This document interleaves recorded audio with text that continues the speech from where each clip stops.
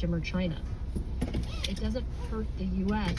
as much as it potentially hurts its Middle Eastern neighbors, right? You close the Strait of Hormuz, you crush China, who's the biggest importer of crude oil in the world, and the main buyer of Iranian barrels.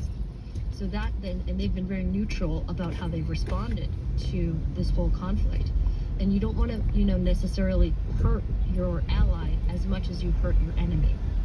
And so I think that's the calculus that the market is doing right now is, do they really benefit enough by taking that dramatic action? And those probabilities are coming down. It doesn't mean it's zero. I want to be very clear. This is not a zero probability. This is a reduction. So look, I think what we're learning with this Iran situation is the following. Many of us are very frightened by what is happening, and I think that is completely fair. But the investment community is also being pretty unequivocal in its message, and that is that World War III, the thing that everyone keeps talking about, is not on the table right now. That's the message from the market. That's important to think about as for the next few weeks. Well, we're going to be seeing a headline that look quite very scary. TV, social media, group chat, all going to be the pop, and conversations about how World War III is just around the corner. And I think it's very difficult to not get wrapped up in that and to not let it affect you on a day-to-day basis. But on this issue in particular, I do think it's very important to prioritize not what social media is telling you, not what Tucker Carlson's telling you, or your second cousin who's the new self-proclaimed expert on the Middle East. I think you should ignore all of that and focus on what the market is telling you. And right now, the market is not very worried about this. I'm not saying that means that you shouldn't be worried, but I do think that is something that you should just keep in mind.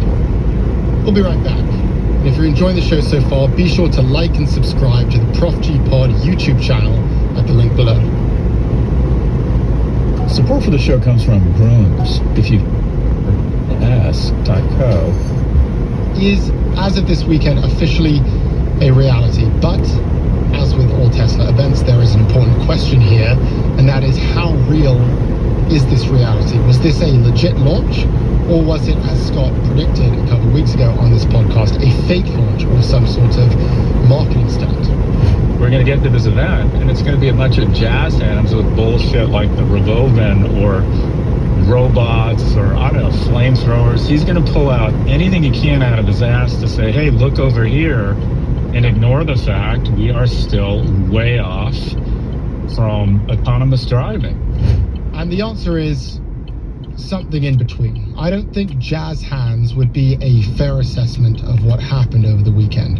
The Robotaxi was operating. They had 35 Model Ys on the ground driving around Austin. Also, the passengers did pay. They paid $4.20 per ride, but still they paid. So this was a launch, and it was a commercial launch. It wasn't just a stunt. But there were a significant number of caveats that Tesla is going to have to address before they expand this. For one, and this is the most important in my view, every vehicle had a human Tesla employee in the passenger seat, and the job of that employee was to act as a safety monitor. So, yeah, they were autonomous, but was it completely autonomous? No, not really. There was still someone in the car. Also, the operating area was very small. It avoided highways and airports. The geofencing was very much confined. They also said it cannot operate in the rain, so the weather conditions have to be perfect. And then the final detail is that the only customers who were able to use it were a handful of pro-Tesla influencers who were invited to try it out. And they all sat in the car and they live streamed the experience. So in sum, yes, a launch, a successful launch, but still a ton of shortcomings. If I had to summarize, this was about the bare minimum they needed to demonstrate that the Robotaxi exists and that it is operational. So why then did the stock jump 9% after that news? I mean, that is a pretty big jump. That's roughly equivalent to the market cap of Starbucks. So was it actually impressive enough to warrant that increase? Well, let's see what Paul Miller, Vice President and Principal Analyst at Forrester Research, had to say on this. Yes, I think broadly the stock market is saying phew. Tesla has been promising this for a long time. They've missed a lot of those promised launch dates for various things. And here, Elon Musk said there will be robo-taxis operating on the streets of Austin in the summer. And if you live in the Northern Hemisphere, as we both do, June is in the summer. So they have met their target. Some people might have hoped for more taxis. Some people might have hoped for them covering a bigger area. Some people might have hoped there wouldn't be a safety driver.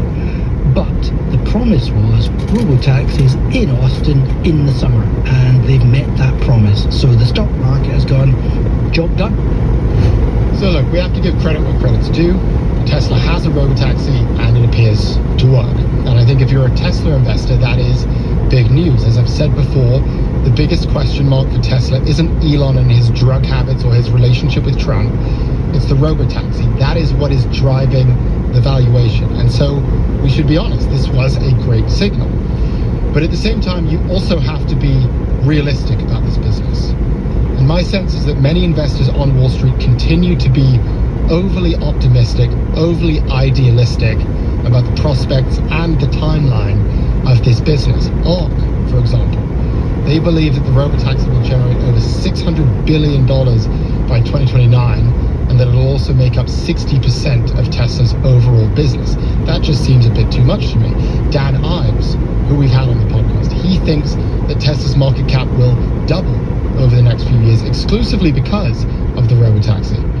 Again, a bit much. I mean, we're 10 years in, and what we saw this weekend was a handful of Tesla influencers who paid $4 to ride in a car with a Tesla employee.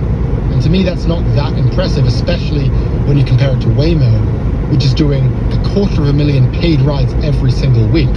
So the path to success here, I think, is still quite difficult. There's still a lot that could go wrong, whether it's the technology or the regulation or even the competition in Waymo. But before we conclude, let's check in with Scott and see what he thinks of this Tesla launch. How's it going, Scott? Oh, it's going really well, Ed. Actually, well, I didn't sleep that well last night. I'm a little tired, I'm a little moody, a little bitchy, and my son's bummed me out. But other than that, everything's fine. Not going too well, it sounds like.